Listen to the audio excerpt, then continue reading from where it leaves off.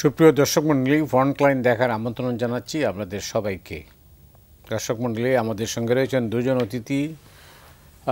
রয়েছেন অধ্যাপক এম শাহিদুজ্জামান, আন্তর্জাতিক সম্পর্ক বিভাগ, ঢাকা বিশ্ববিদ্যালয়। এক সময় তিনি খুব জাদরেল অধ্যাপক ছিলেন, এখন ভূতপূর্ব। মোফাজ্জল করিম, সাবেক সচিব ও রাষ্ট্রদূত। দুজনকে স্বাগত জানাচ্ছি। করিম ভাই, আপনাকেও। এবার কি ডানে না বামে? ডানে না বামে? আপনি কি বামপন্থী? ও আচ্ছা, আপনি বামপন্থী না ডানপন্থী? না, শাহিদ ভাই, আপনাকে দিয়ে শুরু করি, না পান করে লাভ নেই।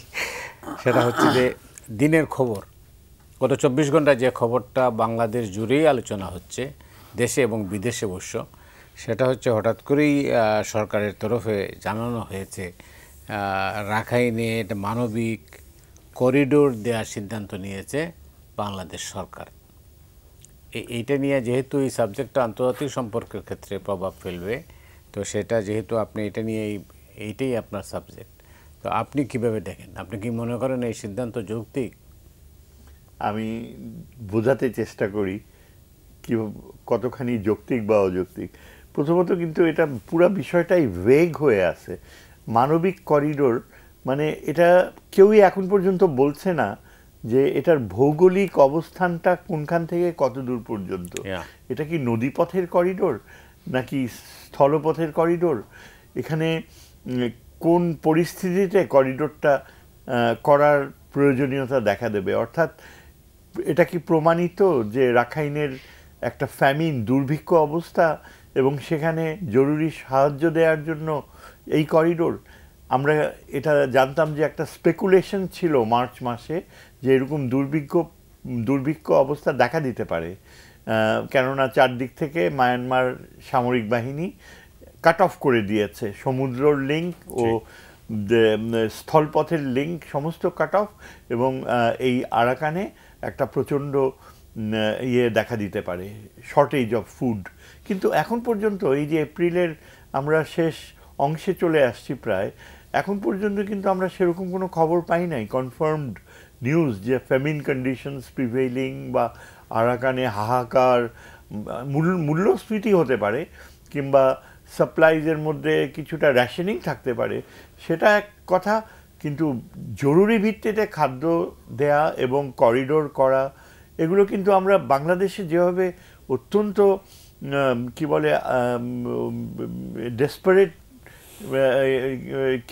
হয়েতে আমরা দেখছি বিষয়টাকে, যে আমরা একটা সর্বনাশ ডেকে আনছি বা এটা কেন জনগণের ওপিনিয়ন নেওয়া হলো না, এরকম অনেক কিছুই স্পেকুলেট করা হচ্ছে এবং সরকারের উপরেই কিন্তু একটা প্রশ্নবোধক চিহ্ন পড়ছে। কিন্তু আসলে এটা শিওর হতে হবে, নিশ্চিত হতে হবে যে যদি করিডোর দিতেই হয়, থ্রেট পারসেপশন কেমন, আমাদের সামরিক বাহিনীর কোনো অংশগ্রহণ থাকবে কি না। গত 2 সপ্তাহ আগে প্রায় একটা খুব স্ট্রং রিউমার ছড়িয়েছিল এই সোশ্যাল মিডিয়ার মাধ্যমে যে বাংলাদেশের 3টা ডিভিশন, এবং তার মধ্যে একটা হচ্ছে 24 ডিভিশন, যেটা চিটাগংয়ের সবচেয়ে বড় ডিভিশন, ইনফ্যান্ট্রি ডিভিশন, তারপর 10 ডিভিশন যেটা নাকি রামুতে, আর 17 ডিভিশন সিলেটে। এই 3টা ডিভিশন নাকি ইয়ারমার্ক করা হয়েছে, এরা যাবে। 3টা ডিভিশন তো কম না, একটা কোর আমরা বলি সামরিক ভাষায়, এবং সেখানে বলা যায় যে 25,000-এর মতো সেনাবাহিনী থাকে, যেটা বলতে গেলে আরাকান আর্মির যে সংখ্যা তার চেয়েও বেশি। এখন এটা যদি সত্যি হয়ে থাকে যে এই হিউম্যানিটেরিয়ান করিডোরকে বাস্তবায়ন করতে একটা আমাদের সামরিক বাহিনীর একটা উল্লেখযোগ্য ট্রেইনড বাহিনী যাচ্ছে, তাহলে কিন্তু রিস্ক ফ্যাক্টরের ব্যাপারটা যদি একটা সমালোচনা হয়ে থাকে যে এখানে জীবনে, এখানে কি রিস্ক মানে ফ্যাক্টর আছে কিনা? অবশ্যই রিস্ক ফ্যাক্টর আছে। এরকম হিউম্যান করিডোর খুবই উল্লেখযোগ্য রিস্ক ফ্যাক্টর। তবে এখানে যদি আমাদের সামরিক বাহিনী যায়, তাদের জন্য এই রিস্ক ফ্যাক্টর খুব বেশি চিন্তার কারণ হবে বলে মনে হয় না। তারা অত্যন্ত ওয়েল ট্রেইনড, বাইরে তারা ইউএন ফোর্সেসে কাজ করেছে, এবং আমার মনে হয় আপনি তাদের সাথে কথা বললে দেখতে পাবেন যে তারা অত্যন্ত কনফিডেন্ট, তারা তাদের ডিউটি পারফর্ম করতে পারবে। আমার কাছে মনে হয়, ডিসপাইট দ্য কনভেনশনাল থিঙ্কিং, যে এখানে যে কেন এটা আমরা কেন এখানে ইনভলভ হতে যাচ্ছি, কেন এই ঝুঁকি নিচ্ছি। আমার কাছে মনে হয় যে এটা আমাদের বাংলাদেশের জাতীয় স্বার্থের জন্য গুরুত্বপূর্ণ, কেননা এটা এখানে মায়ানমারের আরাকানে ফুটহোল্ড এস্টাবলিশ করা, সামরিক ফুটহোল্ড এস্টাবলিশ করা, এটা অনেক আগেই ঘটতো যদি আওয়ামী লীগ সরকার না থাকতো, যদি তার আগে বিএনপির সরকার বা অন্য যে কোনো জাতীয়তাবাদী সরকার থাকতো, অনেক আগেই বোধহয় এই আরাকান রাজ্যে আমাদের সামরিক বাহিনীর ফুটহোল্ড ঘটতো না। এই মানবিক করিডোর থেকে আমরা কি গেইন করব, আমরা কি পাবো? আচ্ছা আমি বলছি আপনাকে। দেখেন, মানবিক করিডোরটা এটা আপাত দৃষ্টিতে এটা হচ্ছে রিলিফ সাপ্লাইজ ইয়ে করা, সার্ভিসেস দেয়া, জাতিসংঘের ইয়েতে রিলিফ প্রোভাইড করা। তো এটা তো যদি শুধু রিলিফ প্রোভাইড করার ব্যাপার হতো তাহলে এটা খুব একটা ইনোসেন্ট কিছু হতে পারতো। রিলিফ প্রোভাইড করার ব্যাপারই থাকলে সেটা জাহাজেও আকিয়াব হয়ে পাঠানো যেত, হয়তো বা সেখানে মায়ানমারের রেজিম আপত্তি তুলতো, কিন্তু মায়ানমারের রেজিমের সাথেও কথা বলে জাতিসংঘ পাঠাতে পারতো। সবচেয়ে বড় কথা হচ্ছে যে আমরা যদি এই ইনিশিয়েটিভে সাড়া না দিতাম, এই সুযোগটা ডেফিনেটলি ইন্ডিয়া তুলে নিত। ইন্ডিয়ার সাথে মিজোরামের সাথে বর্ডার রয়েছে মায়ানমারের। ইন্ডিয়া এই সুযোগে, তার যে অত্যন্ত শক্তিশালী সামরিক বাহিনী, এই সুযোগ ইন্ডিয়া পেলে আমেরিকার যে উদ্যোগ, এটাকে ইন্ডিয়া অনেকাংশেই নিজের স্বার্থে ম্যানিপুলেট করত, এবং এই কারণেই কিন্তু আমেরিকা ইন্ডিয়ার কথা চিন্তা করেনি। আমাদের জন্য এটা আমাদের জাতীয় স্বার্থে অত্যন্ত জরুরি, কারণ আমরা যদি এই সামরিক ফুটহোল্ড একবার পাই, সামরিক বাহিনী সম্পূর্ণ স্টাডি করতে পারবে এই আরাকান, এবং এই স্টাডি করার ফলে কি হবে, খুবই কার্যকরভাবে শুধু রোহিঙ্গাদেরকে ফেরতই পাঠানো যাবে না, আমাদের সামরিক বাহিনী তাদেরকে স্থায়ীভাবে একটা প্রোটেকশন দিতে পারবে। অনেক ধন্যবাদ আপনাকে। করিম ভাই, আপনি শুনলেন যেটা মানবিক করিডোর নিয়ে ওনার মূল্যায়ন। তাতে আপনি নিশ্চয়ই জানেন যে রাজনৈতিক দলগুলো সব ভিন্ন মত পোষণ করে। তারা বলছে যে তাদের সঙ্গে কোনো কনসাল্টই করা হয়নি, তাদের সাথে কোনো আলোচনা করা হয়নি রাজনৈতিক দলগুলোর সঙ্গে। জাস্ট এক্স্যাক্টলি আমি এই পয়েন্টে আসতে যাচ্ছি। এখন পর্যন্ত সর্বশেষ পরিস্থিতি যেটা, করিডোর বা সামরিক বাহিনীর হস্তক্ষেপ, এগুলো সমস্ত সরকারি পর্যায়ে এবং সামরিক বাহিনীর মধ্যে সীমাবদ্ধ, কিন্তু কোনো রকমের রাজনৈতিক, লক্ষ্য করে দেখবেন বাংলাদেশে কোনো আলাপ আলোচনায় নিয়ে বা রাজনৈতিক কোনো নেতৃবৃন্দের সঙ্গেই হয়েছে, সরকার আলোচনা করে তাও না। কিন্তু রাজনৈতিক না করলে পরে আপনি জনগণকে সম্পৃক্ত করতে পারবেন না। আর আমি মনে করি ব্যক্তিগতভাবে যে উদ্যোগই নেওয়া হোক না কেন, সেটাতে জনগণের সম্পৃক্তি এবং জনগণের মতামতের খুব প্রয়োজন রয়েছে। সেটা করতে হলে পরে যথাসম্ভব সামরিক হস্তক্ষেপ বা সামরিক অনুপ্রবেশ এগুলো থেকে দূরে থাকাটাই মঙ্গলজনক। এটাকে কূটনৈতিকভাবে আপনি হ্যান্ডেল করে আসছেন, করতে থাকুন, এবং এটা স্বীকার করতেই হবে কূটনৈতিক হ্যান্ডলিংটা প্রথম থেকেই বেশ দুর্বল ছিল, এবং এখনো যে খুব একটা চাঙ্গা হয়ে না একই অবস্থায় আছে, হ্যাঁ চাঙ্গা হয়ে উঠছে তা বলা যায় না। কিন্তু প্রথমে এটা বলাই উচিত, শব্দটা মিসহ্যান্ডলিং হয়েছিল প্রথম দিক থেকে, যে একেবারে চায়ের টেবিলে বসেই সমাধান হয়ে যাবে এটা করতে। এবং তখন যিনি এটার দায়িত্বে ছিলেন আমাদের তৎকালীন পররাষ্ট্রমন্ত্রী মহোদয়, আমার বন্ধু মানুষ, যদিও আমার একই ব্যাচের, কিন্তু আমি মোটেই তখনই আমি বলেছি যে একই, সে তো ওখানে গেল, গিয়ে দস্তখত করে চলে আসলো, যেন বন্ধুর বাড়িতে বন্ধু গেছেন আর বন্ধু যা বলে দিচ্ছে একদম হয়ে গেছে। তো যাই হোক, এখন যে পর্যায়ে আছে এটা অত্যন্ত ক্রিটিক্যাল একটা সময়, এখানে একটা মোড় নিতে যাচ্ছে। যে কথাবার্তাগুলো বলা হচ্ছে যে করিডোর দিয়ে যাবে, গিয়ে থাকবে, মিয়ানমার নিশ্চয়ই এটাকে খুব একটা ভালো চোখে দেখবে না। চীন ভারত কিভাবে নেবে? চীন ভারত এটাকে কিভাবে দেখবে এটাই বলছেন তো। এই ধরনের ব্যাপারে চীন কোনো সময়ই আপনার আমি মনে করি, আমার ব্যক্তিগত মত, মিয়ানমারকে যে একেবারে মাইনাস করে দিবে এটা মনে করার কোনো কারণ নাই। কারণ মিয়ানমার বর্তমান যে অবস্থায় আছে, যেখানে এসেছে গত 40 বছরে, সেটা কিন্তু চীনের বদৌলতে। চীন পেলে পুষে এক রকমের ইয়েকে, মিয়ানমারকে বড় করেছে, শক্তিশালী করেছে। না হলে পরে চীনের মিয়ানমারের কোনো সামর্থ্য ছিল না, বরং গৃহযুদ্ধ ইত্যাদির ফলে তারা একদম ক্ষয়িষ্ণু হয়ে গেছিল। তো সেই জন্যে উচিত হবে যে ব্যাপারটা বেসামরিক পর্যায়ে, সামরিকের কথা তোলাই উচিত না। যেভাবে জাতিসংঘের গুতেরেস তো খুব আশাব্যঞ্জক কথাবার্তা বলেছেন, জাতিসংঘের যে মহাসচিব, সেক্রেটারি জেনারেল খুব আশাব্যঞ্জক কথাবার্তা বলেছেন। এর আগেও কেউ এরকমভাবে কোনো একটা এতে বলে নাই। তো ওটার উপরে ব্যাংক করে রাখা উচিত মনে করি। না, অধ্যাপক শাহিদুজ্জামান যেটা বলছেন যে মানবিক করিডোরটাতে বাংলাদেশ লাভবান হবে, আপনি কি তাই মনে করেন? বাংলাদেশ কি করবে? লাভবান হবে। ও, আমি তা মনে করি না। কেন মনে করি না? এই জন্যে বরং সামরিকভাবে আরও নতুন একটা ফ্রন্ট খুলে যাবে, যেটাতে বাংলাদেশের জন্য একটা ঝুঁকি দাঁড়াবে। এখন পর্যন্ত বাংলাদেশের যে ভূমিকাটা, এটা একটা প্রশংসিত নিরপেক্ষ ভূমিকা। অবশ্যই আমাদের বলতে বাধা নেই যে এই 10-12 লক্ষ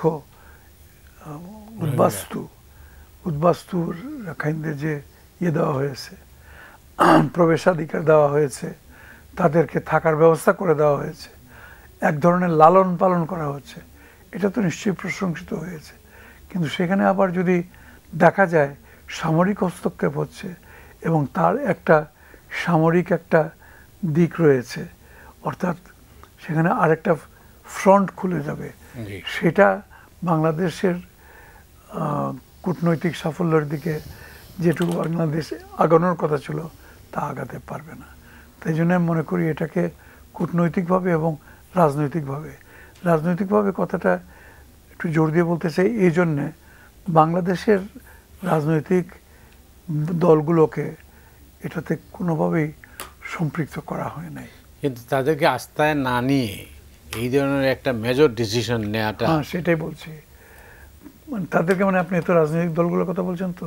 হ্যাঁ, তার কারণ এই যে গত আপনার 8-10 বছর যাবৎ বিষয়টা নিয়ে আমরা নাড়াচাড়া করছি, এর মধ্যে রাজনৈতিক দলগুলোর কোনো ভূমিকাই ছিল না বলতে গেলে। সরকার কূটনৈতিকভাবে চালিয়ে গেছেন, যে যাই হোক ভালো কথা, কোনো রকমের সামরিক হস্তক্ষেপ ছাড়া, কনফ্রন্টেশন ছাড়া। কিন্তু সেখানে যে খুব একটা সাফল্য দেখাতে পেরেছেন তা নয়। সাফল্য দেখাতে পারলে পরে চীনের হস্তক্ষেপ, চীনের ভূমিকাটা এবং ভারতের যে এক ধরনের নিষ্ক্রিয়তা, সেটা থেকে ভারত উঠে আসতে বাধ্য হতো। সেখানে খুব একটা সাফল্য হয়নি। সেই কারণে এটাকে কূটনৈতিকভাবেই বর্তমান সরকার এবং আন্তর্জাতিকভাবে আমাদের যে সমস্ত বন্ধু রাষ্ট্ররা রয়েছে তাদেরকে ইনভলভ করেই চলা উচিত। এখানে সামরিক করিডোর আর ওখানে দিয়ে পাঠিয়ে দিলাম, আর একটা ঝামেলা সৃষ্টি করলাম, বাংলাদেশ তখন কাঠগড়ায় দাঁড়িয়ে যাওয়ার আমার কাছে একটা আশঙ্কা বোধ হয়। অনেক ধন্যবাদ।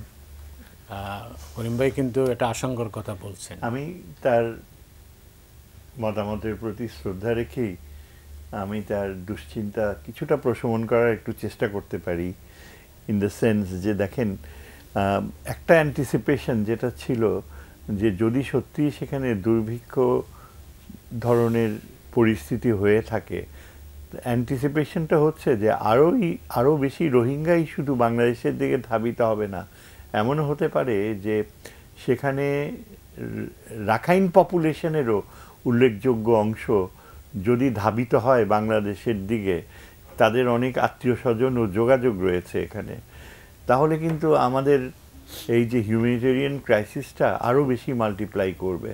জাতিসংঘের সেক্রেটারি জেনারেল যেখানে নিজে এসে স্ট্রংলি রিকমেন্ড করেছে, তার মানে জাতিসংঘ দায়িত্ব নিচ্ছে বাংলাদেশের অংশগ্রহণের।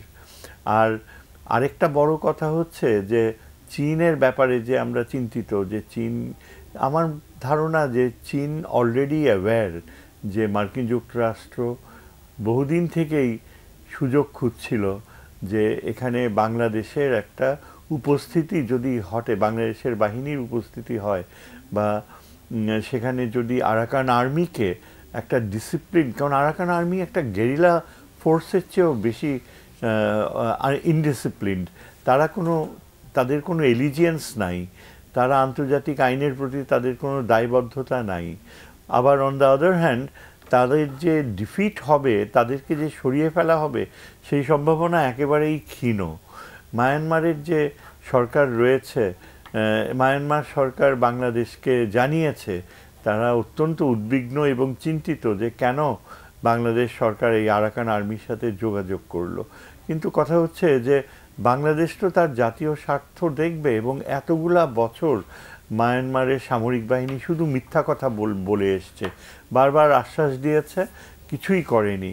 এখন একটা বিকল্প পথ যেখানে জাতিসংঘের সমর্থন রয়েছে, আরও বড় কথা যেখানে মার্কিন যুক্তরাষ্ট্রের সমর্থন রয়েছে। মার্কিন যুক্তরাষ্ট্র কিন্তু আন্তর্জাতিক আইনের ইমপ্লিকেশনসগুলো ভালো করে বুঝে শুনে বাংলাদেশের উপর আস্থা রেখেছে, এবং এখানে কিন্তু সবচেয়ে ক্ষুব্ধ হয়েছে আমাদের চির প্রতিদ্বন্দ্বী শত্রু ভারত।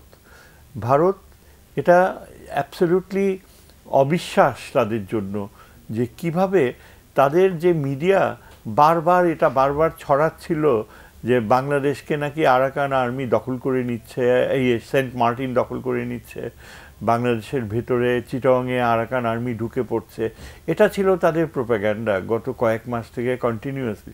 সেইখানে হঠাৎ ভারতীয়রা আবিষ্কার করতে পারছে যে বাংলাদেশে আরাকান আর্মির সাথে একটা সংযোগে এসছে, আরাকান আর্মিকে কিছু প্রিকন্ডিশনস দিয়েছে। আমাদের পররাষ্ট্র অ্যাডভাইজার কিন্তু প্রিকন্ডিশনসগুলো কি সেগুলো জানায় নাই, তবে যেগুলো স্পেকুলেট করা হচ্ছে যে সেই প্রিকন্ডিশনসগুলোর ভিতর ইম্পর্ট্যান্ট হচ্ছে এই যে আরাকান আর্মি বাংলাদেশের নৌপথ এখানে কোনো রকমের বাধা সৃষ্টি করবে না, তারা বারবার মুক্তিপণ দাবি করে।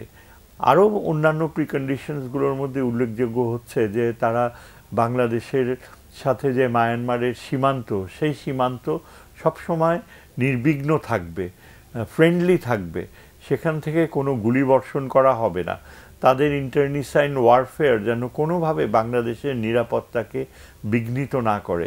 এইসব প্রিকন্ডিশনসগুলো যদি থেকে থাকে তাহলে এটাতে আমাদের নিরাপত্তা বিঘ্নিত হবে না, বরং নিরাপত্তার সম্ভাবনা আরও বাড়বে। আরেকটা যেটা ইম্পর্টেন্ট কথা, যে রাজনৈতিক দলগুলোর সাথে আলোচনা করা উচিত ছিল। এখানে কিন্তু সামরিক গোপনীয়তা রক্ষা করার কিছু বাধ্যবাধকতা রয়েছে, কেননা পুরো বিষয়টা কিন্তু এখনও স্পেকুলেটিভ। আমরা এখনও জানি না যে করিডোর কোথায় হবে, কত দূর হবে। এখন ধরেন সামরিক বাহিনী যদি আসলেই ইনভলভড হয়, তাদের কী ধরনের প্রস্তুতি থাকবে, সেগুলো কিন্তু সব দেশেই এই ধরনের করিডোর বা এই ধরনের সামরিক উদ্যোগ কিছুটা যদি থেকে থাকে, সেখানে খুবই জরুরি হয় যে পুরো বিষয়টা যথাযথ জনগোষ্ঠী বা বিভিন্ন জনগোষ্ঠী, তারা কিন্তু অনেক সামরিক বাধ্যবাধকতা রয়েছে, সেগুলো বুঝবে না, স্পেকুলেট করবে। এখন এখানে যদি রাজনৈতিক দলগুলোর ভিন্ন ভিন্ন মতামত, জামাতিদের এক মতামত হতে পারে, আবার বিএনপির এক ধরনের মতামত থাকতে পারে, তারা ধর্মীয় দৃষ্টিতে, জামাত তো দাবি করে যে ওইখানে আরাকানে রোহিঙ্গাদের নিয়ে একদম ইসলামিক সরকার করতে হবে। এগুলো তো অ্যাবসলিউটলি কল্পনাপ্রসূত ধারণা।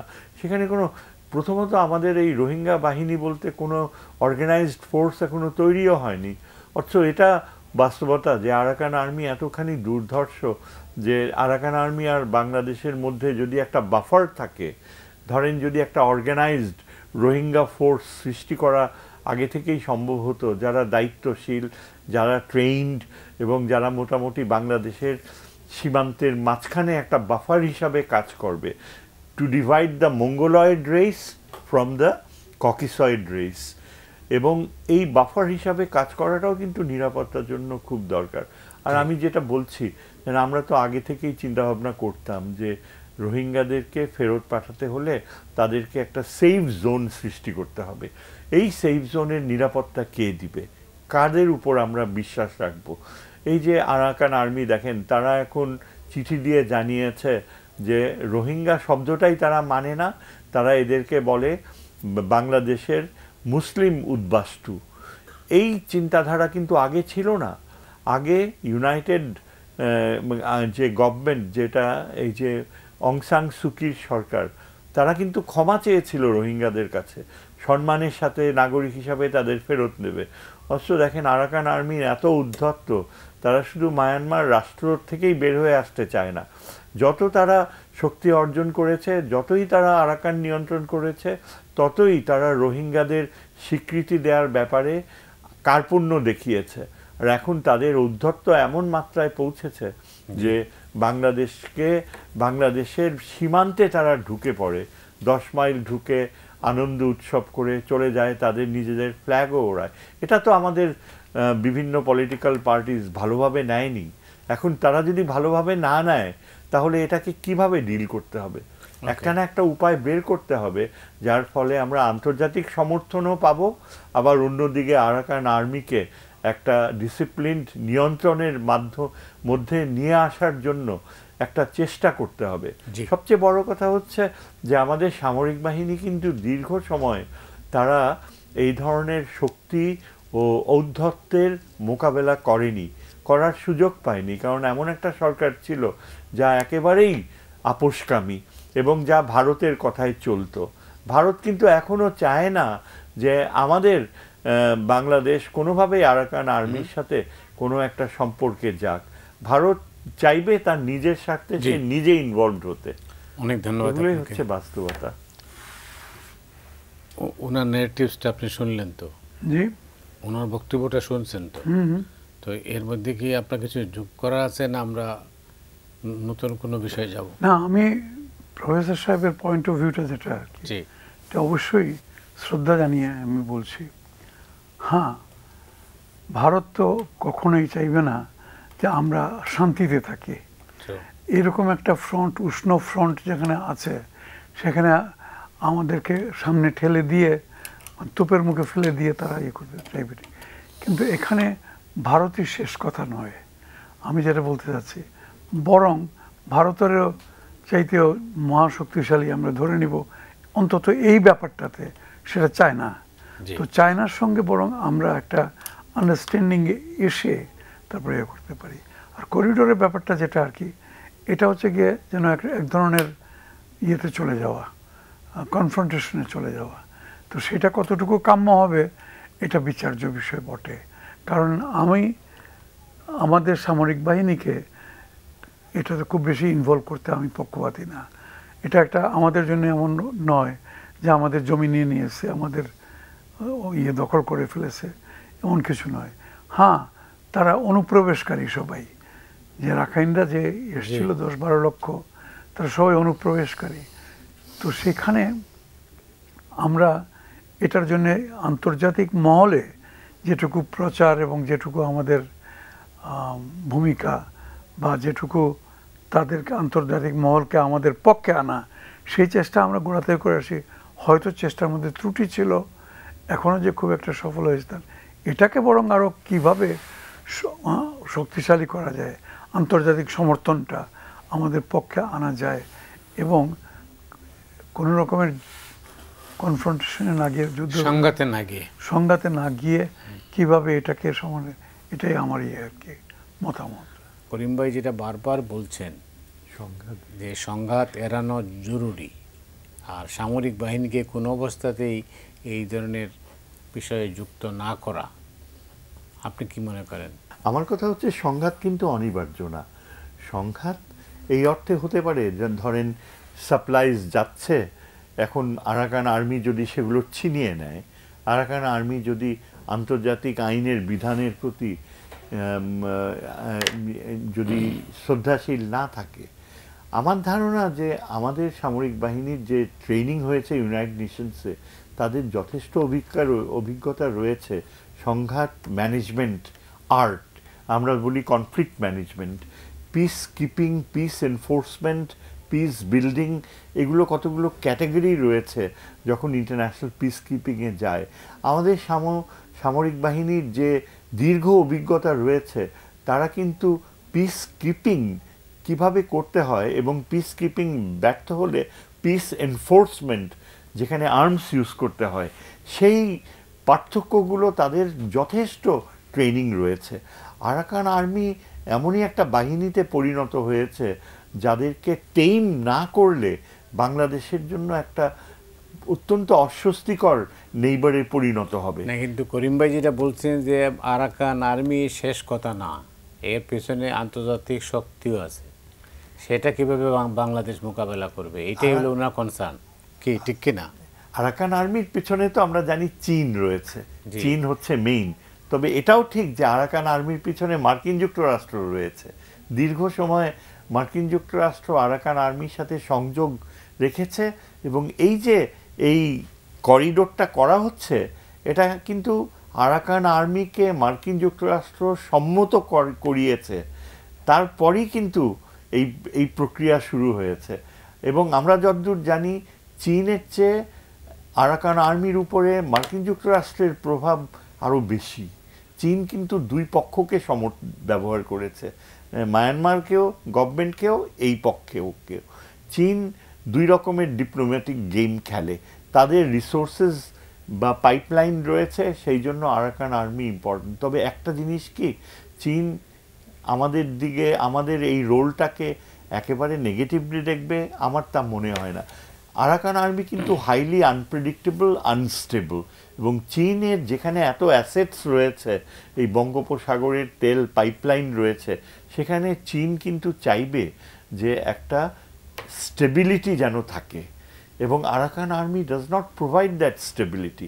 বাংলাদেশ যদি অংশগ্রহণ করে, বাংলাদেশকে চীন এত গুরুত্ব দিচ্ছে কেন? এই যে আমরা ভারতের খপ্পর থেকে বের হয়ে এসে চীনের সাথে এত যোগ, এবং চীন এতখানি আমাদের প্রতি আগ্রহ যে উত্তরে আমাদের নিরাপত্তা প্রক্রিয়াকে সমর্থন দিচ্ছে, এগুলো কি তারা জেনে শুনেই তো দিচ্ছে। এবং এই যে আরাকান আর্মির ব্যাপারে মার্কিন যে উদ্যোগ, বার্মা অ্যাক্ট, এগুলো সব চীনের জানা, চীন ভালো করেই জানে। এবং আমার ধারণা যে চীন বাংলাদেশের এই উদ্যোগকে, এটাকে একটা স্টেবিলাইজেশন মুভ হিসেবেই দেখবে। চীন আরাকান আর্মির যে ঔদ্ধত্য, এটা মোটেও পছন্দ করে না। আর এদিকে যে মায়ানমারের সরকার যে ব্যর্থ হয়েছে, মায়ানমার সরকার যে তাদের এয়ার পাওয়ারও এখন উইক হয়ে গিয়েছে, তাদের নেভাল পাওয়ারও উইক, আর সবচেয়ে বড় কথা, ইন্টারন্যাশনাল ক্রিমিনাল ট্রাইব্যুনালে মায়ানমার সরকারের মেইন লিডার্সরা কিন্তু they are charged, they could be arrested. সব কিছু মিলিয়ে চীন আস্থা রাখতে পারছে না। সুতরাং আমি তো মনে করি যে আমেরিকার এই উদ্যোগকে বরং চীন, ভারতকে যদি ডাকতো আমেরিকা, ভারত যদি সেটার জন্য, তাহলে চীন অনেক বেশি ওয়ারিড হতো। কেননা ভারতকে চীন মোটেই বিশ্বাস করতে পারে না। কালাদান প্রজেক্টের ব্যাপারে ভারতকে আরাকান আর্মি কোনো সহযোগিতা করবে, এটা চীন মোটেও অ্যালাউ করেনি। এবার বোধহয় ভারত পাকিস্তান নিয়ে আমরা কিছুটা কথাবার্তা বলতে পারি। করিম ভাই, আপনি জানেন যে ভারত পাকিস্তান যে উত্তেজনা, সেই উত্তেজনা থেকে নতুন কোনো যুদ্ধের বার্তা দেয় কিনা, আপনার কি মনে হয়? এখনো সময় আছে দুই পক্ষেরই, আমি মনে করি সংযত ব্যবহার করা। কারণ তাদের বোঝা উচিত দুইজনের কাছে যে অস্ত্র রয়েছে পারমাণবিক, এটা যদি কেউ যদি ভুলক্রমেও যদি হঠাৎ ব্যবহার করে বা উত্তেজনার মুহূর্তে যদি কেউ করে ফেলে, আর কি ভয়াবহ পরিণতি, বিশ্বযুদ্ধ লাগবে, পরিষ্কার কথা। কেউ কি অন্যান্য যারা মিত্ররা রয়েছে তারা কি চুপ করে বসে থাকবে? যখন এরা ইশারা করবে আসো আমার জান যায় বাঁচাও, ঝাঁপায় পড়বে। সেই জন্যে উচিত এটাকে প্রশমিত করা। প্রশমিত আবার এরা আবার যেরকম মানে বদমেজাজি দুইটা দেশই আর কি, জেদি এবং বদমেজাজি, এবং এক ধরনের শব্দটা বলা উচিত কিনা জানি না, চিরশত্রু মনে করে একজন আরেকজনকে। কিন্তু কূটনৈতিক সম্পর্কের মধ্যে, আন্তর্জাতিক সম্পর্কে কেউ কোনোদিন চিরশত্রু থাকতে পারে না, চিরবন্ধুও থাকতে পারে না। যার যার স্বার্থ সংরক্ষণ করে তারপরে সেইভাবে যাওয়া উচিত। কিন্তু এরা এক্সট্রিমিস্ট, যেমন পাকিস্তান তেমন ইন্ডিয়া।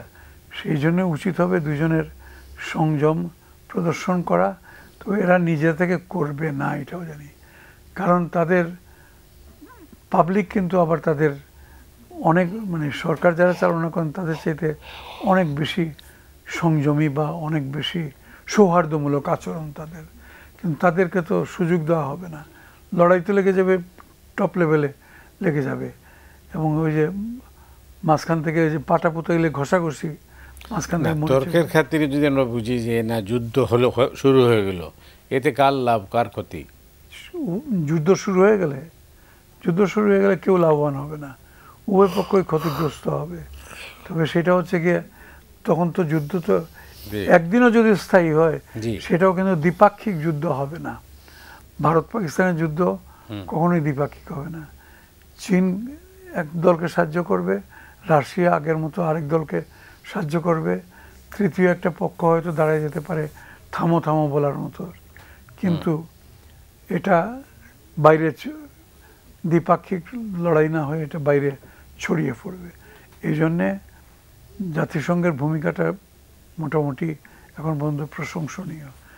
আমার আস্থা আছে জাতিসংঘের মধ্যস্থতার উপর, বিশেষ করে বর্তমান যে সেক্রেটারি জেনারেল,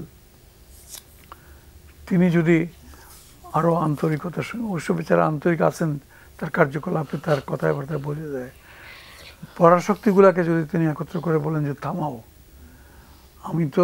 আমার তো কোনো রকমের শক্তি নাই, সামরিক শক্তি নাই, আমি তো শুধু উভয় পক্ষকে অনুরোধ করতে পারি, উভয় পক্ষকে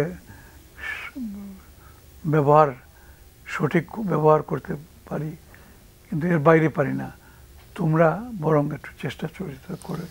অনেক ধন্যবাদ আপনাকে শাহিদ ভাই। আপনি জানেন যে নিউ ইয়র্ক টাইমস একটা রিপোর্ট করেছে, নিউ ইয়র্ক টাইমস বলছে যে পাকিস্তানের সামরিক হামলার প্রস্তুতি নিচ্ছে ভারত। আপনার কাছে এই ধরনের কোনো তথ্য আছে? আমি শুনেছি নিউ ইয়র্ক টাইমসে ভারত হামলা নেওয়ার প্রস্তুতি নিচ্ছে, এটা অ্যাবসলিউটলি আমার কাছে বিশ্বাসযোগ্য মোটেও না। এটা ভারত কখনো সাহস পাবে না। ভারত জানে যে হামলা করার পরিণতি কি হতে পারে। পাকিস্তানের এর আগেও ভারত চেয়েছিল ওই আজাদ কাশ্মীরে আঘাত করতে। একবার এমন অবস্থা হয়েছিল প্রায় বছর খানেক 1 million soldiers on both sides, পাঞ্জাবের দুই পাশে 1 মিলিয়ন সোলজার্স স্টেশন করা ছিল। ভারত ডিটারমিন ছিল যে সার্জিক্যাল স্ট্রাইক করে ওই আজাদ কাশ্মীরে একেবারে পঙ্গু করে দিবে, কিন্তু শেষ পর্যন্ত করেনি। কেন করেনি? এজন্যে যে মার্কিন যুক্তরাষ্ট্রের স্যাটেলাইট থেকে সোজা ভারতকে ওয়ার্নিং দিয়েছে যে পাকিস্তান শর্ট রেঞ্জ, স্বল্প মাত্রার আণবিক ক্ষেপণাস্ত্র বসাইছে এবং আমেরিকা ইন্ডিয়াকে ফ্রেন্ডলি ওয়ার্নিং দিল যে you better withdraw your troops, give up the idea. কারণ ভারত ভালো করেই জানে যে পাকিস্তানের যে নিউক্লিয়ার পলিসি হচ্ছে রাইট অফ ফার্স্ট ইউজ। পাকিস্তানের এই right of first use NATO ডক্ট্রিনেও তাই। নেটো কখনো যে আক্রান্ত হয়নি সোভিয়েত ইউনিয়ন দ্বারা, তার সবচেয়ে বড় কারণ হচ্ছে আমেরিকা ও নেটোর নিউক্লিয়ার ডক্ট্রিন হলো যে সোভিয়েত ইউনিয়ন যদি 1 ফিটও আগায় কনভেনশনাল ওয়েপন, তাহলে নেটোর রেসপন্স হবে নিউক্লিয়ার। রাইট অফ পাকিস্তানেরও একই, এবং পাকিস্তান বারবার এটা এনফোর্স করেছে, পাকিস্তানের সামরিক বাহিনী এটা বারবার বলেছে। এবং এখনও এই যে ভারত যদি এ ধরনের উচ্চাভিলাষ থেকে থাকে যে তারা ওই পাকিস্তানে আক্রমণ করবে, চান্সেস আর যে পাকিস্তান বেশি তার উদ্যোগ হবে, টেম্পটেশন হবে আণবিক নিউক্লিয়ার ট্রিগার প্রেস করার। কারণ এটার জন্য আরেকটা কারণ হচ্ছে যে এই যে ইন্দাস ওয়াটার ট্রিটি, যেটা 60 বছর ধরে চলে আসছে, যেটা ওয়ার্ল্ড ব্যাংক কর্তৃক গ্যারান্টিড, সেইখানে ভারত এই প্রথমবারের মতো হাত দিয়েছে। ইন্ডিয়াতে এখন এমন একটা গভর্নমেন্ট ক্ষমতায় রয়েছে, এই যে বিজেপি, শুধু বিজেপি বললে ভুল হবে, এটা আসলে তো আরএসএস সরকার, এবং আরএসএস সরকার এটা অখণ্ড ভারতে বিশ্বাস করে। এবং মার্কিন যুক্তরাষ্ট্র, আমেরিকা কিন্তু তারা ভালো করে জানে যে ভারতের সরকারের যে নীতি, এটাকে রাষ্ট্রীয় সন্ত্রাসের পর্যায়ে ফেলা যায়। এই যে কানাডায় তারা যে ঘটনা ঘটিয়েছে, অস্ট্রেলিয়ায়, নিউজিল্যান্ডেও তারা এইভাবে টার্গেটেড কিলিংস ইনভলভড হয়েছে তাদের এবং শোনা যাচ্ছিল আমেরিকায় এরকম রিউমার্স হচ্ছিল যে তারা এই কে টেররিস্ট অর্গানাইজেশন হিসেবে ঘোষণা দেওয়ার কথা চিন্তা ভাবনা করছে, এটা কিন্তু খুবই তাৎপর্যপূর্ণ। যে ভারত যতই বলুক যে মার্কিন যুক্তরাষ্ট্রের সাথে তার অত্যন্ত নিবিড় সম্পর্ক, আসলে কিন্তু সত্যি বলতে গেলে তা না। সুতরাং এই যে ভারত যদি বলে যে তারা পাকিস্তানে আঘাত আনবে, আমি নিশ্চিতভাবে আমার বিশ্বাস হচ্ছে যে বর্তমানে পাকিস্তানের পক্ষে আন্তর্জাতিক সমর্থন অনেক বেশি। ভারতের বলতে গেলে আমি তো ইসরায়েল ছাড়া একটা দেশও কিন্তু আন্তর্জাতিক সমর্থন ভারতের পক্ষে না। কেননা ভারত সরাসরি এই যে পানি বন্ধ করে, তারা শুধু তাই করেনি, ঝেলাম নদীর সমস্ত স্লুইস গেট খুলে দেওয়ার ফলে মুজাফফরাবাদে ফ্লাডেড হয়ে গিয়েছে পাকিস্তানের কাশ্মীরে। এবং this is an act of extreme, মানে কি বলে, হিপোক্রেসি। এখানে ভারত কাদের শাস্তি দিচ্ছে? সাধারণ মানুষদের তিনি টার্গেট করেছে। It is act of cowardice. এবং এই আচরণ ঠিক অনেকটা বলতে গেলে এই যে বাংলাদেশে তারা বারবার কথা দিয়ে এই যে তাদের বিএসএফ যে হত্যা করে নিয়ে যায়, এই কারণে কিন্তু বাংলাদেশের ব্যাপক জনগোষ্ঠী কিন্তু মসজিদে মসজিদে নামাজ পড়ে, তখন কাশ্মীরের জনগণের মুক্তির পক্ষে তারা দোয়া করে। এবং আমি নিশ্চিত যে আমরা আশা করব যে পাকিস্তান সংযম প্রদর্শন করছে। যে কাণ্ড ভারত করেছে, এই যে ইন্দাস ওয়াটার ট্রিটি ভায়োলেট করে, এটা এখন তারা আটকে গিয়েছে, দে ক্যানট সরতে পারে না। ওই যে আপনার বলে না শাঁখের করাতের মতো। এখন প্রেস্টিজ ইস্যুর কারণে তারা যে আবার ইন্দাস ওয়াটার ট্রিটিতে ফেরত যাবে, সেটাও এখন মোদি করছে না ইলেকশনের ভয়ে। পাকিস্তান তো পাল্টা ব্যবস্থা নিছে, ফ্লাইটস বন্ধ করে দিছে, ওভার ফ্লাইটস। এর ফলে ভারতের উত্তর ভারত থেকে যেসব প্লেন মধ্যপ্রাচ্যে ও ইউরোপে যায়, তারা নাকি সেই সব প্লেন নাকি 4 ঘন্টা বেশি সময় এখন লাগবে। কত মিলিয়নস অফ ডলার ভারতের খরচ হবে। সুতরাং পাকিস্তানও বলে দিয়েছে আমরা ওভারফ্লাই। পাকিস্তান নিজে এফেক্টেড হচ্ছে, কিন্তু অত বেশি না, অনেক কম। কারণ পূর্বে ভারতের উপর দিয়ে ফ্লাইট সে অ্যাভয়েড করতে পারে, তার খরচ অনেক কম। সুতরাং ভারত নিজেই কিন্তু এখন নিজের পা কাটার অবস্থা হয়েছে।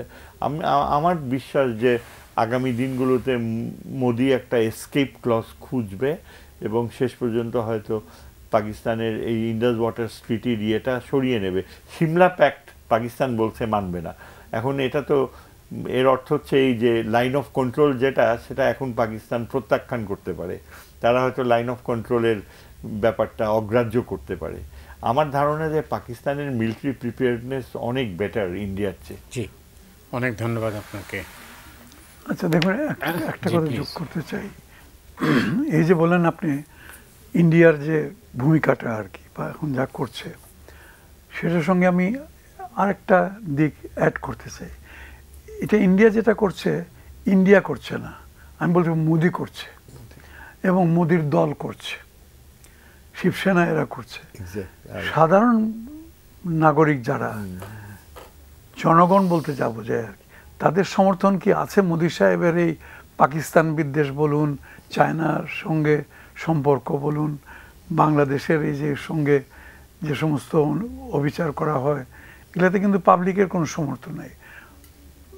সাধারণ জনগণ ইন্ডিয়ার যারা, they are peace loving people like all other developing countries or even develop countries. কিন্তু আমরা তো দেখলাম যে কি কংগ্রেস সাপোর্ট দিয়েছে কিসে, মানে নরেন্দ্র মোদীর যে যে অ্যাক্টিভিটিস, বিশেষ করে না কংগ্রেস তো ইয়েতে আপনার পাকিস্তানের সঙ্গে যুদ্ধংদেহী যে অবস্থা, এটা সাপোর্ট দিয়েছে বলতে শুনি নাই। এটা তো সাপোর্ট দেয় না। বা যুদ্ধ লাগুক, পাকিস্তানকে ধ্বংস করে দাও, দখল করে বসো, নো, এরকম তো করে নাই। মানে আমার ধারণা যদি একেবারে ইয়েই হয়ে যায়, একটা এক্সট্রিম পর্যায়ে যদি চলে যায়, তবুও কংগ্রেস বলুন বা সাধারণ মানুষ বলুন ইন্ডিয়ার, তারা সরকারকে, তাদের সরকারকে সমর্থন, মোদী সরকারকে সমর্থন করবে না। এই অবস্থায় ভারত পাকিস্তানের মধ্যে যে উত্তেজনা বিরাজ করছে, এই অবস্থায় বাংলাদেশের ভূমিকা কি হওয়া উচিত বলে আপনি মনে করেন? বাংলাদেশ যে ভূমিকা পালন করছে আগে থেকেই, অবশ্য বাংলাদেশের ভূমিকার মধ্যে সবসময় বলা হচ্ছে আমরা সকলের বন্ধু, কারো শত্রু নই ইত্যাদি। We are friends to all, malice to none. তো এটা ঠিক আছে, কিন্তু সেই সঙ্গে কিন্তু সঙ্গে আজকালকের যুগে কি এটা চলে? না, এখন যেটা দাঁড়িয়েছে যেটা আর কি, জি, বাংলাদেশ আর ভারত মুখাপেক্ষী নয়, এটা প্রতিষ্ঠিত। আগে না হয় ভারতের কাছ থেকে ক্লিয়ারেন্স না নিয়ে, ভারতের ব্লেসিংস না নিয়ে আমরা কিছুই করতাম না। তো এখন তো সেই অবস্থা নয়। বাংলাদেশ তার নিজের পররাষ্ট্রনীতি এবং বাংলাদেশ তার যে সমস্ত ইস্যুগুলো আছে সেগুলো নিয়েই বাংলাদেশ এগিয়ে যেতে চায়, কারোর কথায় বা কারোর চোখ রাঙানিতে ভয় না করে আর কি। অতএব আমাদের এটাও মনে রাখতে হবে যে না, এই বাংলাদেশ আর কিছুদিন আগের বাংলাদেশ এক নয়। বাংলাদেশ এখন বিশ্বের প্রায় সব শক্তির কাছ থেকেই শ্রদ্ধা পাবে। তো যেটাই হোক না কেন, আমার ব্যক্তিগত ধারণা হচ্ছে বাংলাদেশ যে ভূমিকা পালন করে যাচ্ছে সেটাতেই থাকা উচিত। পাকিস্তান আর ইন্ডিয়ার এই উত্তেজনার মধ্যে কোনো রকমের ইন্ধন যোগানোর প্রশ্নই আসে না, বরং এটাকে প্রশমিত করার জন্যে যে ভূমিকাটা বাংলাদেশ পালন করতে পারবে সেটাই করা উচিত, এবং সেটাই বোধহয় করা হচ্ছে। কারণ যে পাকিস্তানের সঙ্গে আমাদের সম্পর্কের শীতলতা ছিল, সেই শীতলতা তো দূর হয়ে গেছে বিগত সরকারের চলে যাওয়ার সময়। এখন এটাতে একটু উষ্ণতা আনার সময় এসছে। এটা হলে পরে এই রিজিয়নের জন্য মঙ্গল, বাংলাদেশ পাকিস্তানের জন্য তো অবশ্যই এটা মঙ্গলজনক, এটা সম্বন্ধে কোনো সংকর নেই।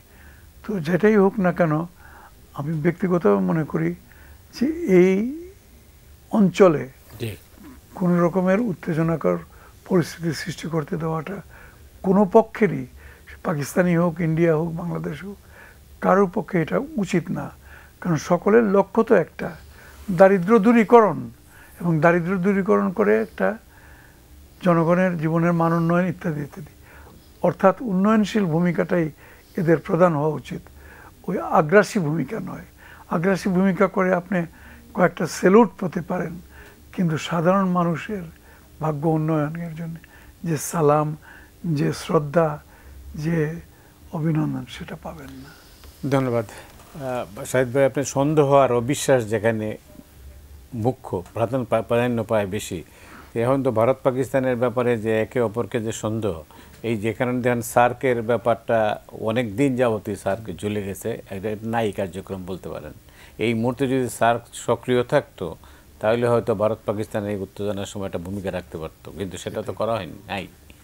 তো সেটা এইসব অবস্থায় যেটা মোয়াজ্জেম করিম সাহেব বললেন যে আমাদের নিজেদের মধ্যে, বিশেষ করে আমরা যে অবস্থা যেখানে দাঁড়িয়ে আছি, আমরা তো আসলে একটা বিপজ্জনক পরিস্থিতির মধ্যে আছি। আমরা এখন কোথায় যাব, কোন দিকে যাব, কিভাবে যাব, সেটা একটা ব্যাপার আছে। আমরা যদিও বলি যে না আমরা নিউট্রাল থাকবো, তো নিউট্রাল থাকার সুযোগ আছে কিনা? এখানে আসলে সত্যি কথা তো বলতে হয় যে এটার পুরা এই কাশ্মীরের এই রুট হচ্ছে এই নরেন্দ্র মোদীর সরকার আর্টিকেল 370 রদ করে দেওয়া এবং কাশ্মীরকে ভারতের সাথে একত্রীভূত করে দেয়া, এবং এটাই কাশ্মীরের জনগণের সাথে বেইমানি করা হয়েছে। ভারতের এই নীতি, এটা অ্যাবসলিউটলি আনএক্সেপ্টেবল। ভারত কখনো স্বীকার করে না যে ভারতের একটা বৃহৎ জনগোষ্ঠী, যারা মাওবাদী বলে যাদেরকে, নিম্ন জাতির, তারা কিন্তু এখনও ভারতীয় রাষ্ট্রের সাথে যুদ্ধ করে যাচ্ছে। মনমোহন সিং একবার বলেছিলেন যে এই যে ভারতের নিম্ন জাতিগোষ্ঠী, এদের সন্ত্রাসী হুমকি পাকিস্তান বা অন্য কোনো উগ্র ইসলামী গোষ্ঠীর চেয়ে আরও অনেক বেশি। মনমোহন সিংয়ের মতো লোক ছিল বলেই এই স্বীকৃতিটা দিয়েছিল। অর্থাৎ ভারত রাষ্ট্রটি কিন্তু অ্যাপার্থাইডের কারণে একটা ভঙ্গুর রাষ্ট্র। ভারত যে আগামীতে কিভাবে নিজেকে ইউনাইটেড রাখবে বলা কঠিন। এইসব রিপ্রেসিভ মেথডসগুলো এক্সপোজড হয়ে যাচ্ছে ভারতের। আচ্ছা শাহিদ ভাই, সেটা হচ্ছে যে দুনিয়াতে কত সমস্যার সমাধান হয়ে গেল, কিন্তু কাশ্মীর সমস্যার সমাধান হয় না কেন? এর মূল কারণ হচ্ছে ভারত জোর করে এদের লাগছে। ভারত তো আপনার উত্তর পূর্ব ভারতও যেমন জোর করে কাশ্মীরও একই অবস্থা, একটা বিশাল সামরিক বাহিনী এবং অত্যন্ত নিষ্ঠুরতা। আপনি দেখেন এইবারও এই যে তারা বারবার টেলিভিশনে দেখাচ্ছে যারা যারা সাসপেক্ট পেহেলগামে তাদের বাড়িঘর সামরিক কায়দায় একেবারে উড়িয়ে দিয়েছে। এটা তো অ্যাবসলিউটলি চরম ইনজাস্টিস। ভারত সবসময় একটা ভাব দেখাচ্ছে যে এখানে মহাবীরত্ব, কিন্তু এরা মুসলিম এবং এদেরও তো ফ্যামিলিজ রয়েছে। আপনি just on ground of suspicion আপনি কি বাড়িঘর উড়িয়ে দেবেন? এটা তো রাষ্ট্রীয় সন্ত্রাস, এবং ভারত গর্ব করে কিন্তু এগুলো টেলিভিশনে দেখাচ্ছে। হাতে সময় নেই, শেষ করতে হবে। এই কারণে আমার মনে হয় ভারত কিন্তু যতই এই সময় যাবে এই কাশ্মীর ইস্যুটার বিষয়ে ভারত আরো রিপ্রেসিভ হয়ে যাবে। কিন্তু আমার বিশ্বাস যে একদিন না একদিন কাশ্মীরের জনগোষ্ঠী এই ভারতের নিয়ন্ত্রণের হাত থেকে লম্বা বেরিয়ে সময় আসবে। অনেক অনেক ধন্যবাদ আপনাকে মোয়াজ্জেম সাহেব, আপনাকে অনেক ধন্যবাদ আলোচনায় অংশ নেওয়ার জন্য। দর্শক, আজকে এখানে শেষ করছি, আগামীকাল আবার দেখা হবে।